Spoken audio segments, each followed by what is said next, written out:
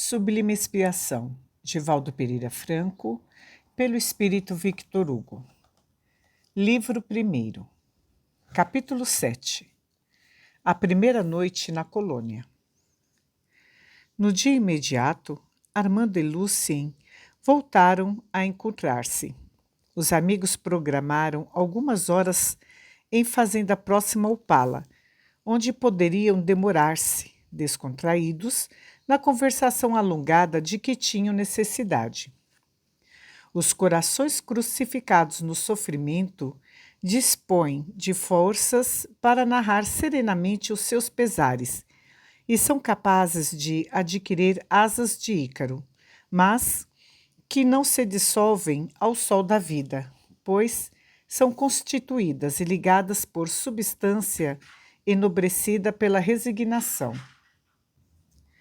Quando encontram guarida noutros corações, valem-se deles para sublimar as dores longamente suportadas, como se assim retemperassem o aço da confiança, no fogo da solidariedade, da coragem e da fé. Em razão disso, os seus diálogos são mergulhos profundos de almas em busca de paz, por meio dos recursos da oração e do intercâmbio de ideias renovadoras, que sustentam e encorajam para o prosseguimento sem desânimo. A sós, os amigos permaneceram em silenciosa tranquilidade. A manhã doirava-se com a mesma luz que nimbava o cabeço dos montículos verdejantes, a perder de vista, coroados pelo viçoso cafezal e pelo canavial imenso que se baloiçava ao vento agradável. Havia música no ar, semelhando bênçãos inarticuladas. Como desejei alguns momentos como estes, exclamou Lucien, que parecia despertar de demorado letargo, e seus olhos negros brilhavam, aljofrados de lágrimas. É a resposta de nosso pai, considerou Armando. Às vezes, preces angustiadas nos dias de pesadelo que vivemos. Acredito, propôs o interlocutor, que você também vem experimentando estranhas lutas, não? Gostaria de ouvir também os lamentos do seu coração, embora saiba que seu caráter forte não estima queixar-se, preferindo cantar o otimismo e a esperança. Apesar disso, fale-me algo de você, a fim de que também eu me sinta à vontade para falar-lhe de mim. As dores, explicou o mensageiro, quem as não conhece? Passará por acaso alguém na romagem física sem lhe experimentar o acre paladar? Ela faz com que os santos se exaltem e os fracos se fortifiquem. É a forja dos que amam e a companheira dos que esposam mais altos ideais do que aspiram a mais amplos resultados. Sim, tenho sido convocado diversas vezes ao testemunho silencioso do sofrimento. A soledade tem me acompanhado os passos e com ela aprendi a conhecer, por necessidade pessoal, o valor da meditação, o milagre da paciência e, acima de tudo, a compreender que as criaturas são, por enquanto, o que conseguem tornar-se, não o que pretendem alcançar. Assim, reunindo as fracas forças e os fortes ideais, prossigo sem mágoas, avanço sem o peso desagradável dos destroços da ilusão, de que me vou libertando devagar. E especificamente, interrogou. Valeria a pena ressuscitar amarguras? Respondeu. Evocar o sofrimento que nos causam as experiências do caminho é como desenterrar cadáveres.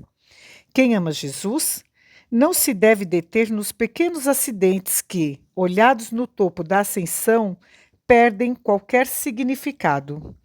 Não foi essa a rota por onde ele próprio peregrinou? Onde os seus amigos nos instantes mais graves? Por que esperarmos além do que lhe foi dado pelo mundo? Aplausos, sorrisos, você bem o sabe. São ilusões com que nos pretendemos enganar nos círculos dos sofredores, que somos quase todos os homens nas circunstâncias atuais. Não são as mesmas mãos que aplaudem e apedrejam, os lábios que osculam e desdenham?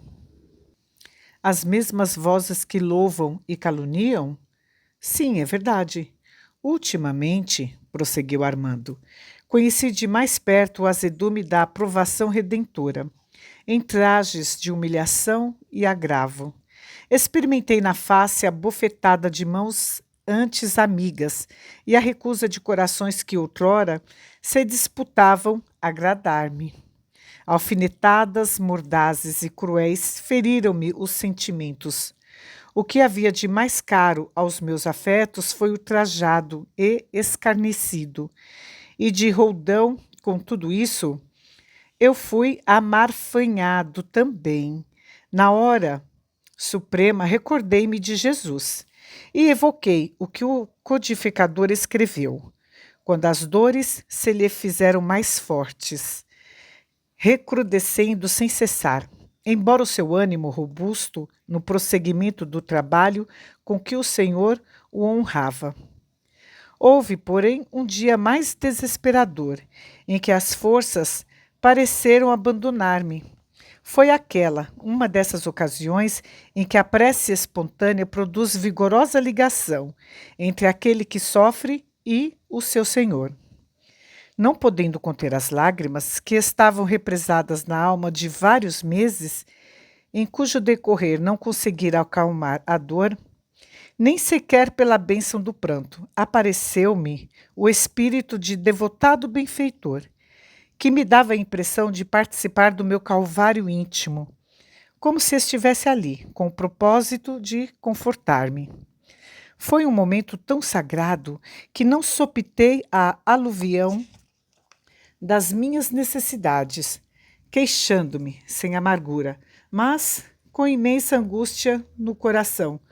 Por que, meu amigo? Por quê? Escuto o silêncio dos amigos espirituais que nada me dizem. Eles que são os mensageiros da esperança e da consolação. Por quê? O enviado desencarnado fitou-me, sem afetação, e respondeu: porque o sofrimento foi abençoado pelo Mestre no Jardim das Oliveiras, onde ele próprio experimentou as mais rudes aflições, perdoando aos que o angustiavam, porque todo sofrimento é cobrança que a vida nos faz dos nossos débitos por erros e crimes passados. Se prossegues fiel, não necessitas de aplausos, e se já exercitas o amor, dispensa novas orientações. Entretanto, como nos pedes diretriz, outra não conhecemos, senão aquela que está contida na palavra de vida. Servir sempre, sem desfalecimento. Medita. Houve uma fonte que desejou crescer e rogou ao divino doador forças para espalhar bênçãos em derredor. Foram-lhe então vitalizados os nascedouros e ela aumentou de volume, transbordando. Como as nascentes fossem poderosas, espraiou-se. Aqui encontrou seixos e ali pedrouços que lhe obstavam o avanço. Entre o óbice, reuniu forças, parou momentaneamente e, avolumando-se, arrastou o empeço ou, na impossibilidade, o transpôs. Como continuassem sem deter-se, alcançou o mar e perdeu-se na grandiosidade do oceano que a acolheu. És, por teu turno, fonte generosa. Pretendias ajudar e crescer, a fim de que se servires melhor. Porém, foram-te concedidos os recursos. Surgem agora os problemas, aparecem as dificuldades. Que fazer? Se pretendes o oceano da misericórdia divina, tu que dizes ter as nascentes do sentimento na bondade do Cristo, avança sem maldizer, nem reclamar, removendo impedimentos. quando possível, ou transpondo-os, se necessário, certo de que o nascedouro continuará manando sempre, fazendo-te crescer, se permaneceres na trilha e desejares prosseguir. Armando ouviu emocionado as palavras do benfeitor. Disse então emocionado: é o que eu estou tentando fazer, manter-me ligado ao Mestre Jesus e caminhar na direção do Pai. O mais ficará por conta da vida, que tudo resolve a tempo e com segurança. Cumpra cada um com o seu dever e não olhe para trás. O Senhor é Pai do justo, mas também é o Pai do pecador infeliz, inditoso, facultando a ambos oportunidades redentoras. Assim, não tenho por que desanimar, nem por que evocar as sombras, quando tudo canta esperanças e produz luzes. Agradeço-lhe o estímulo, anuiu Lucien. Ocorreu-me algo parecido. O meu primeiro dia na colônia Damião de Velster continua indescritível. Chegava de coração partido ao estranho mundo dos Hansenianos. Conduzia comigo uma carta de apresentação. Ante a impossibilidade de ter onde ficar, já que o meu tratamento poderia ser feito externamente, no ambulatório, porque fora expulso do lar. Enquanto me detive em Opala, escrevi ao doutor secretário de saúde, suplicando internamento e rogando que fosse na colônia, onde ainda me encontro. Tudo me parecia morto, e eu era também um cadáver que respirava, mas apodrecia. Após os indispensáveis registros na portaria, os exames e o preenchimento das fichas para o prontuário, fui conduzido à casa em que me hospedaria a princípio, até o momento de acamar-me para o tratamento intensivo. Eu era, então, como você recordará, muito jovem, sonhador, inexperiente. Não me posso queixar dos companheiros que me receberam. Agora os compreendo, passados todos estes anos. Ali, os que não forem dotados de fibra superior ou não possuírem dominadora força de fé, enregelam o coração, amortecem, o raciocínio e deixam morrer as melhores expressões da compreensão humana. Quando os vi-me no futuro. Eram homens marcados, alguns dolorosamente mutilados, com as expressões fisionômicas características que me fizeram tremer. Olharam-me. Assim, pareceu-me naquele momento, quase com alegria. Era mais um que chegava, um corpo novo que se ia decompor. Se pudesse, recuraria, mas era tarde. A minha habitação, doravante, seria aquela, e no mesmo quarto eu deveria dividir o espaço com 2 outros doentes, horrendamente marcados, mais velhos do que eu. Percebi, à medida que as horas se sucediam, o lugar em que me encontrava. Aqueles homens procediam de diversas camadas sociais. Os que me constituiriam agora a família eram quase, se não totalmente analfabetos, de gostos e ideais muito primários, trazidos dos locais onde viviam.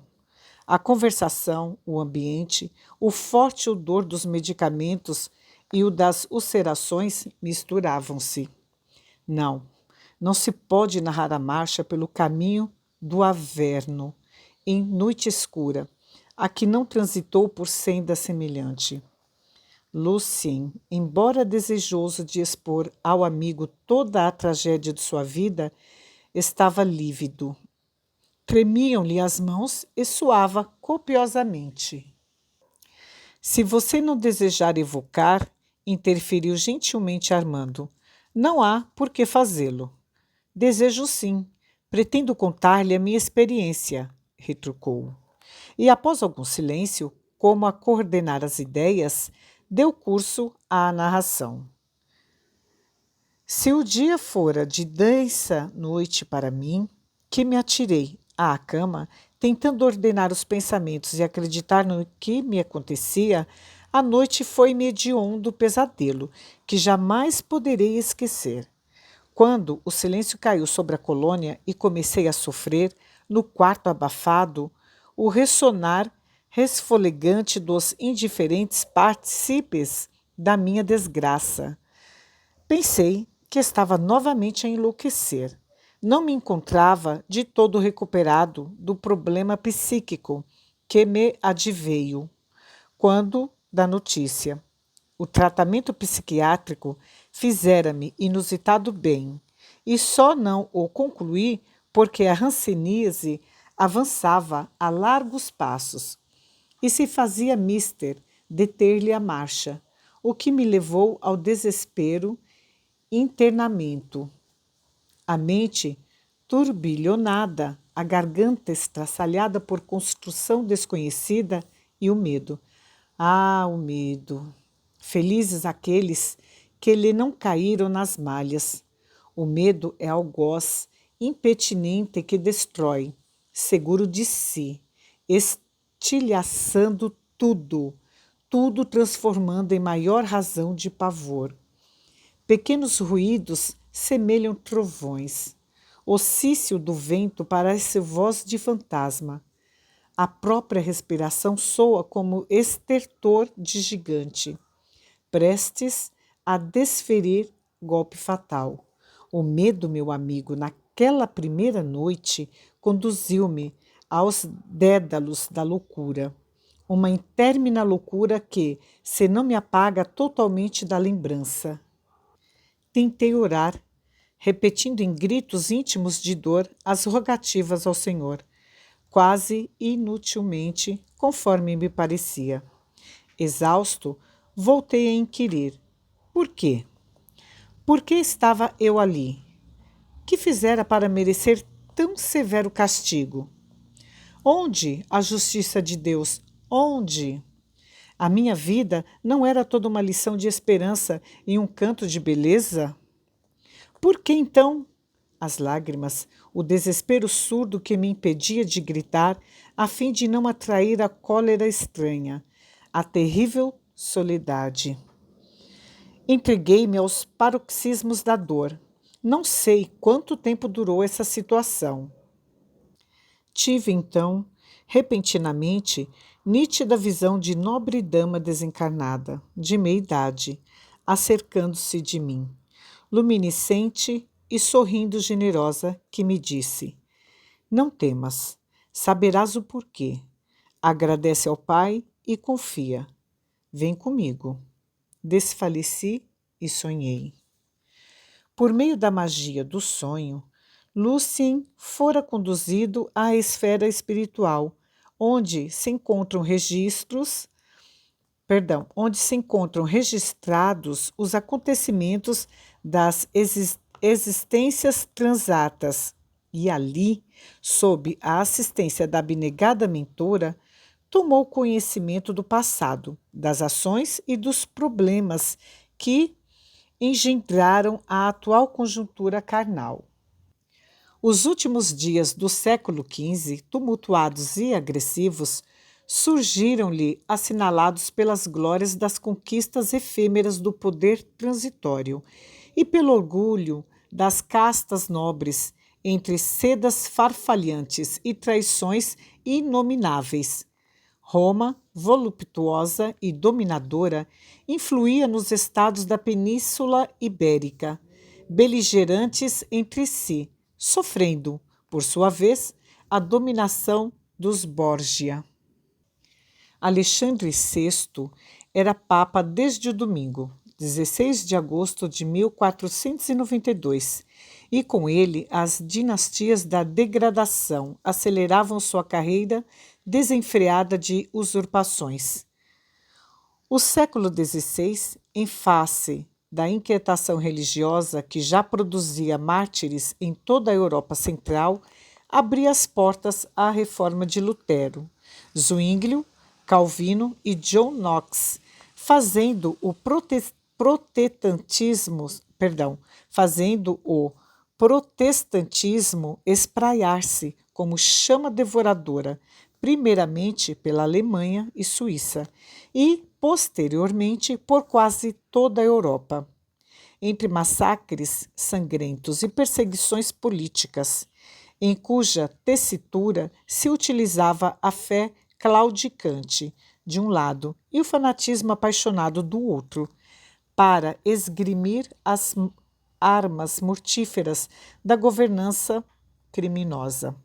E enquanto o Renascimento vestia as nações de novas belezas na arte e na literatura, a Contra-Reforma tentava revitalizar o poderio político da decadente Igreja Romana, sob cujas flâmulas reluzentes penetraram-se crimes inomináveis em nome daquele que é todo amor. Naqueles dias de esplendor e hediondez, entre inquietações e turbulências, Lucien envergava a indumentária física e, fascinado pelos ouropéis com que a insensatez premia os ambiciosos, pôs-se entre César Borgia e o filho natural de Afonso II de Nápoles, Afonso de Aragão, a quem mais tarde trairia cobardemente, na desesperada ganância da posse. Engendrou, então, o infortúnio que agora sofre no cativeiro do corpo ultrajado, que outrora desrespeitou impunemente por longos anos, entre truculências e alucinações. Lucien narrava com segurança cenas evocadas. Na sua personalidade sofrida se encontravam os sinais evidentes das insânias perpetradas. Não podia negá-lo. Amava a beleza, o luxo, a arte, de gosto apurado. Detestava a pobreza. Rebelava-se ante a humilhação e não poucas vezes, agora mesmo, descobriu o temperamento fogoso, arrebatado, dominador. Reconheço, prosseguiu em débil tom de voz, que necessito, e por muito tempo, da hanseníase, para me acalmar interiormente. Quando entro numa casa confortável, poderia informar sobre a procedência dos tapetes, das peças de cristal e porcelana, dos móveis. O brocado me fascina.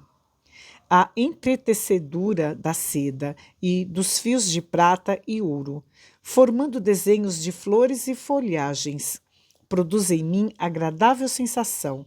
Agora mesmo, quando defronto fotografias e pinturas antigas ou toco, com mãos nervosas, o tecido nobre. O veludo exerce fascínio sobre meu temperamento. Muitas vezes, andando já a claudicar, tenho ligeira sensação das botas e das esporas que usava ou das peças da armadura metálica, embora eu sempre houvesse sido mais forte na intriga e na traição do que nos combates em campo aberto. Por isso, prossigo sofrendo as amarguras que a enfermidade me impõe, como reparação inevitável. Como são sábios os desígnios das leis soberanas. Ouvindo-o, Armando comoveu-se igualmente. Informado parcialmente quanto ao seu passado, nos agitados dias do segundo quartel do século XVII, na França, atormentada pela Guerra dos 30 Anos, reconhecia que a divina misericórdia lhe concedia outras formas de sofrimento reparador, facultando-lhe reajustar os destroços das suas loucuras e intempestividades, ora renascidos em corpos miserandos, abandonados, à mercê da caridade pública, por quem intercedia na romagem de consolação a que se dedicava, em silêncio, chorando e persistindo, trabalhando pela própria redenção e a das suas vítimas. Suprema e augusta justiça. Como padecem os que a ignoram! Bradou Armando, enxugando as lágrimas. As horas passavam, evocativas, quando a anfitriã, senhora Arminda, veio buscá-los para o almoço. O dia estava morno, relativamente agradável, e os familiares em volta da mesa, com os dois convidados, assumiram a iniciativa de alegrar os momentos que escorriam céleres.